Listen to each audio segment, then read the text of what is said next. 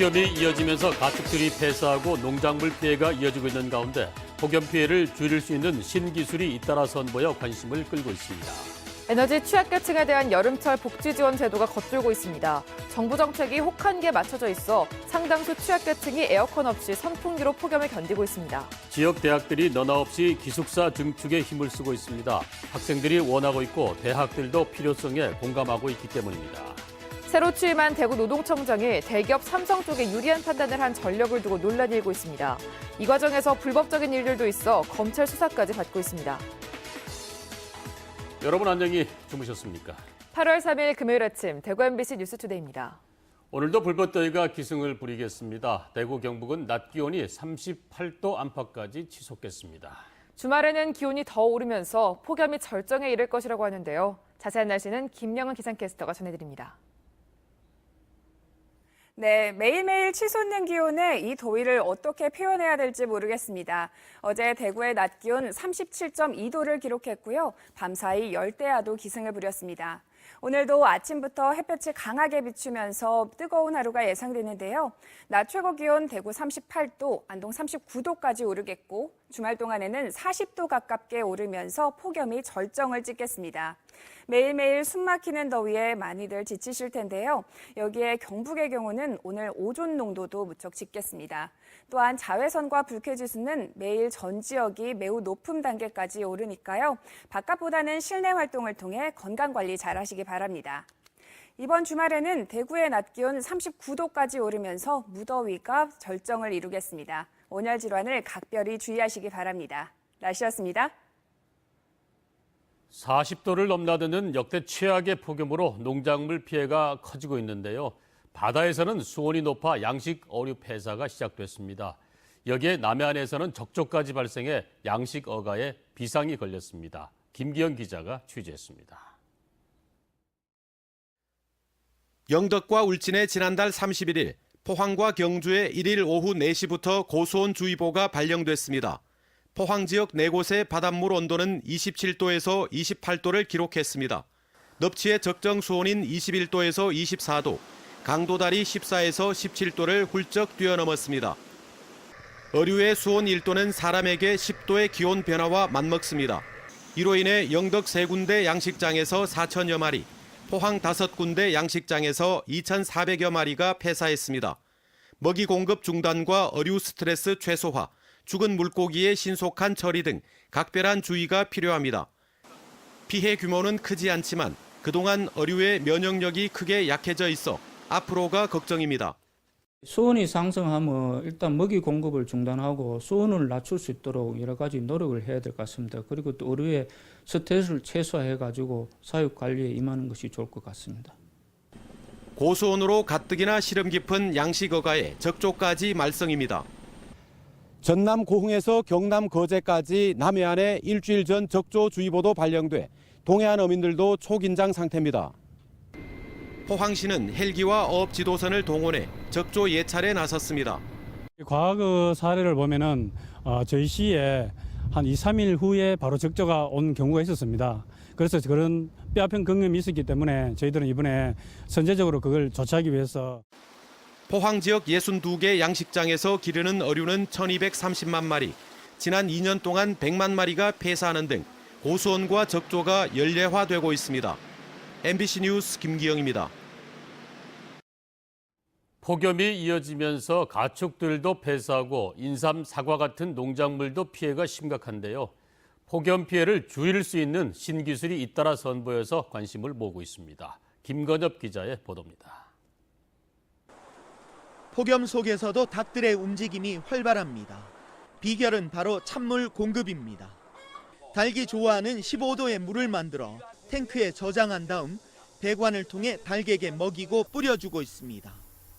닭은 땀샘이 없어 입으로만 체온을 조절해야 하는데 농촌진흥청과 전북대 연구팀이 찬물 공급 장치를 개발해 4주 동안 먹였더니 폐사율이 84%나 감소했습니다. 먹이 활동도 활발해져 체중도 늘었습니다. 외부에서 뭔가를 주어서 온도 조절을 할 수 있도록 해야 되는데 냉수가 들어갔을 때는 가장 효율적인 온도 조절 방법입니다.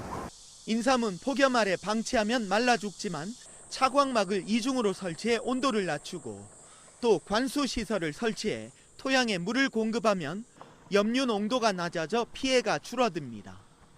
저희가 관수 시설하는 곳은 5% 이내 피해가 있고요. 하지 않은 곳은 30% 정도 피해가 있는데 토양 수분 유지하는 게 가장 중요한 것 같습니다. 올여름 폭염 같은 기후 변화에 대응해 피해를 줄일 수 있는 신기술 개발과 농가 보급이 더욱 확대돼야 할 것으로 보입니다. MBC 뉴스 김건엽입니다. 요즘 온종일 에어컨 아래서 지내시는 분들 많으시죠? 그래도 많이 더운데 주위에는 부채와 선풍기에만 의지해서 입짐통 더위를 나는 어려운 이웃들도 있습니다. 정부와 지자체가 대책을 내놓고 있지만 형식적일 뿐이라는데요. 박재영 기자가 취재했습니다. 여름이 겨울보다 훨씬 가혹한 곳은 쪽방촌입니다. 방 안과 바깥의 기온이 비슷합니다. 에어컨 살 돈이 없어 누진세 걱정은 남의 얘기입니다. 여름에는 방이라고 있어도 온도가 가니까 오히려 바깥이 나다고요. 에너지 시민연대가 전국 10개 지자체 에너지 빈곤층 520여 가구에 대해 실태 조사를 했더니 문제투성이었습니다. 대부분이 어지럼증과 구토, 실신 같은 폭염으로 인한 건강 이상 증세를 경험했습니다. 에어컨 없이 선풍기로 여름을 나는 이들에겐 에어컨을 쓰는 사람을 위한 전기요금 감면 혜택이 아무 소용이 없습니다. 정부의 에너지 복지 제도는 겨울철에만 집중되고 있습니다. 폭염을 재난으로까지 인식하는 상황에서 여름철 냉방 지원까지 확대될 필요가 있습니다. 에너지 바우처 등 13가지에 이르는 취약계층 복지 지원 제도는 복잡하고 자격 요건이 까다롭습니다. 평균 연령 72.2세인 노인 가구의 눈높이에 맞는 지원이 되지 못하고 있습니다. 에너지 복지가 획일적인 기준으로 지급되다 보니 에너지 사각지대도 많습니다. 전기요금 할인을 받는데 에너지 효율화 사업을 같이 해서 그 다음 해에는 전기요금이 조금 더 감면이 된다든지 이렇게 좀 점차적으로 가구마다 그 개선이 돼야 되는데 취약계층을 위한 무더위 쉼터는 부실하게 운영되고 있습니다. 기온이 가장 높은 한낮에 문을 잠그거나 밤에는 운영조차 않는 곳도 있습니다. 정부는 취약계층의 에너지 바우처를 여름에 지급하는 방안을 내년에야 도입할 예정입니다. MBC 뉴스 박재영입니다. 지역 대학들이 기숙사를 더 짓는 데 힘을 쏟고 있습니다. 학생들이 원하고 있고 대학도 이 필요성에 공감하고 있기 때문입니다. 이상원 기자가 보도합니다. 대구 한의대학교는 다음 달 500명을 수용할 수 있는 기숙사를 새로 짓습니다. 4년 전 400명을 수용할 수 있는 기숙사를 지었지만 학생들의 요구를 충족시키기엔 역부족이었습니다. 지금도 입사 지원율은 상당히 높습니다. 그렇지만은 기숙사가 한정이 되어 있기 때문에 요구를 다 수용할 수 없는 그런 여건에 의해서 대구대학교도 700명 정도가 입주할 수 있는 기숙사를 새로 짓기로 했습니다. 새로 짓는 기숙사는 편의시설은 물론 자기개발과 취업 준비도 할 수 있도록 시설을 대폭 확충할 계획입니다. 어학 훈련실, 그다음에 여러 가지 기초 학력을 위한 강의실, 그다음에 강사분들이 같이 머무를 수 있는, 그다음에 그 안에서 같이 생활하면서 교육이 이루어질 수 있는 그런 공용 공간들이 늘어날 계획으로 있습니다. 계명대학교도 650명을 수용할 수 있는 기숙사를 짓고 있고 경북대학교도 1,200명을 수용할 수 있는 기숙사를 건립하기 위한 준비 작업을 진행하고 있습니다. 지역 대학들이 기숙사 증축에 나서는 것은 학생들이 원하고 있는 데다 학생 수 감소세가 이어지면서 학생들을 유치하기 위한 경쟁력을 확보하기 위해서입니다. 자취보다 정말 알뜰하게 생활할 수 있고 일단 통금 시간이 있기 때문에 아무래도 자취 생활을 하는 것보다는 기숙사가 아무래도 절제된 생활을 좀 할 수 있고 정부가 올해 초 학생들을 위해 기숙사 법적 용적률을 250%까지 높여주기로 결정하면서 기숙사 증축 바람은 더 불 전망입니다. MBC 뉴스 이상원입니다. 새로 취임한 대구 고용노동청장을 두고 말들이 많습니다. 노동자 일터 지키는 일을 해야 하는 사람인데요. 전력을 보니 갑 중에 갑, 삼성 쪽에 기울어진 일들을 해왔다는 의혹을 받기 때문입니다. 이 과정에서 불법적인 일들도 있어 검찰 수사까지 받고 있습니다. 양관희 기자의 보도입니다. 권혁태 대구 고용노동청장이 지난달 31일 취임하자마자 잘못된 인사라는 비판이 노동계 이쪽 저쪽에서 나왔습니다. 권 청장은 노동자 편에 서기보다는 갑 중에 갑 대기업 삼성을 봐줬다는 의혹을 받고 있습니다. 지난 2013년 6월 고용노동부는 삼성전자 서비스에 대해 근로 감독을 해 불법 파견으로 결론을 내렸다가 한 달여 만에 합법 파견으로 뒤집었습니다. 이 과정에 서울고용노동청장이었던 권 청장이 예정에 없던 회의를 열어달라 하는 등 스스로 나서 삼성 쪽 사람 역할을 한 것으로 전해졌습니다. 이 과정에서 보고서를 중립적으로 수정하라는 식의 삼성에 유리한 감독 방향을 주문하는 압력을 고위 공무원들이 넣었습니다. 당시 삼성 측 간부는 노동부와 접촉하며 출구 전략을 짰는데 이 간부는 권 청장과 행정고시 동기였습니다. 불법 파견 조사 자료를 건네는 등 거래가 있었을 것이라는 의혹이 나옵니다. 노동부를 압수수색한 검찰은 권 청장 등 당시 노동부 관계자도 강제 수사할 방침입니다. 중립적으로 대구 지역의 노동 현안 문제를 올바르게 풀어갈 수 있을지 지역 본부로서는 좀 답답한 측면이 있고 노동 적폐 청산의 대상이 아닌가 판단되고 있습니다.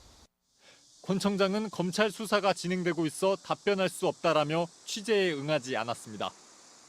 권혁태 신임 청장과 관련된 사건의 일부 공소시효는 다음 달에 끝납니다. 신속한 검찰 수사가 예상되는 가운데 그 결과에 따라 권 청장이 인사 조치될 수도 있어 귀추가 주목됩니다. MBC 뉴스 양관입니다. 올 상반기 대구의 소비자 상담 건수는 줄어든 가운데 방사성 물질인 라돈 검출 파동으로 가구 상담은 급증했습니다. 대구시에 따르면 올 상반기 1372 소비자 상담센터에 들어온 소비자 상담 건수는 16,000여 건으로 지난해보다 3.5% 감소했습니다. 라돈 검출 파동으로 침대 690여 건을 중심으로 가구 상담은 지난해보다 162.5% 늘었습니다. 가구 상담 내용은 품질과 AS 불만, 제품 안전 관련, 계약 해제, 해지, 청약 철회 등입니다. 대구시가 벌여온 담장 허물기 운동이 올해로 22년째를 맞는 가운데 그동안 30km 담장을 허물었습니다.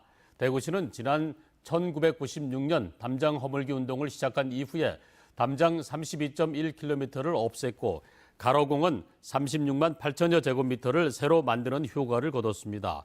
주택과 아파트 518곳을 비롯해 관공서 126곳, 보육복지, 종교시설 124곳 등 모두 943곳의 담장이 사라졌습니다. 안동 지역 야간 관광 행사인 월영야행이 남들도 우리처럼 사랑할까요? 라는 주제로 어젯밤부터 시작됐습니다. 주무대인 월영교 교각에는 등간이 설치됐고 안동댐 물 위에는 대형 달 조형물이 설치됐으며 월영교 산책로 조명터널, 이색 포토존 등이 마련됐습니다. 또 개목나루 특설무대에선 하회별신 구탈놀이 공연과 하이마스크, 대북 공연 등이 펼쳐지고 현장 오픈 라디오와 명사 초청 특강 등 다양한 프로그램이 진행됩니다. 대구시가 베트남 대표 관광도시인 다낭시와 자매도시 협정을 맺습니다. 대구시는 오늘 오후 5시 시청에서 쩐반미엔 부시장을 비롯한 다낭시 대표단과 자매도시 협정식을 엽니다. 이번 협정으로 두 도시는 민간단체 교류뿐 아니라 산업 분야 교류도 추진합니다. 인구 100만 명의 다낭시는 베트남 5대 직할시 가운데 하나로 관광과 휴양지로 알려져 있습니다. 경상북도가 오늘부터 열흘 동안 지역 대학생 외교사절단 10명을 중국에 파견합니다. 이번에 파견하는 대학생 외교사절단은 경북도의 해외 우호 교류 지역인 중국 닝샤웨족 자치구에서 주최하는 국제 청년 교류 캠프에 참가합니다. 닝샤웨족 자치구는 중국 서북부에 있는 고대 실크로드의 중심 지역이고 전통 중국 문화와 이국적인 회족 문화가 어우러진 독특한 문화를 보존하고 계승하는 곳입니다. 이들 사절단은 이어 충칭과 상하이를 방문해 경북 출신 독립운동가의 업적과 발자취를 탐방합니다. 이승호 신임 대구시 경제부시장이 오늘 취임합니다. 이 부시장은 대구시 중소기업 과장을 비롯해 대구시 요직을 거쳤고 중앙부처에서 오랫동안 일했습니다. 최근 2년간은 고속철도 운영사인 SR 대표 이사장을 역임하는 등 중앙과 지방행정 업무 경험을 갖고 있습니다. 포스코가 철강 1, 2부문을 통합하고 이 부문장이던 장인화 사장을 철강 부문장으로 임명하는 조직 개편을 단행했습니다. 이에 따라 철강 1부문장이던 오인환 사장은 인재창조원장직을 맡고 장인화 오인환 사장은 내년 정기주주총회까지 대표이사직을 유지합니다. 포스코는 또 홍보실과 대외협력실의 국내 부문을 커뮤니케이션실로 통합하고 인사와 노무를 맡는 경영지원센터는 경영지원본부로 이름을 변경했습니다.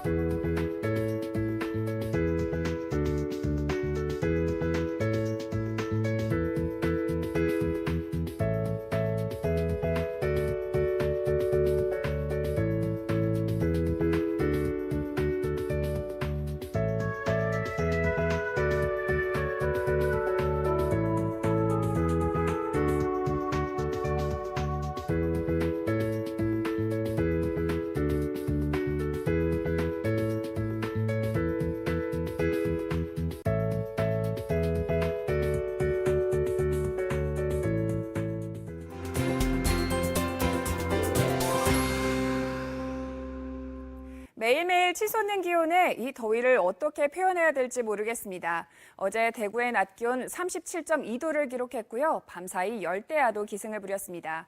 오늘도 아침부터 햇볕이 강하게 비추면서 우리 지역 뜨거운 하루가 예상되는데요. 대구의 낮 최고 기온 38도, 안동 39도까지 오르겠고 주말 동안에는 40도 가까운 기온 보이면서 폭염이 절정을 찍겠습니다. 매일매일 숨막히는 더위에 많이들 지치실 텐데요. 여기에 경북의 경우는 대기 오염 물질로 인해 오존 농도도 짙을 것으로 보입니다. 또한 자외선과 불쾌지수는 연일 전 지역 매우 높은 단계까지 예상되니까요. 바깥보다는 실내 활동을 통해 건강관리 잘하시기 바랍니다.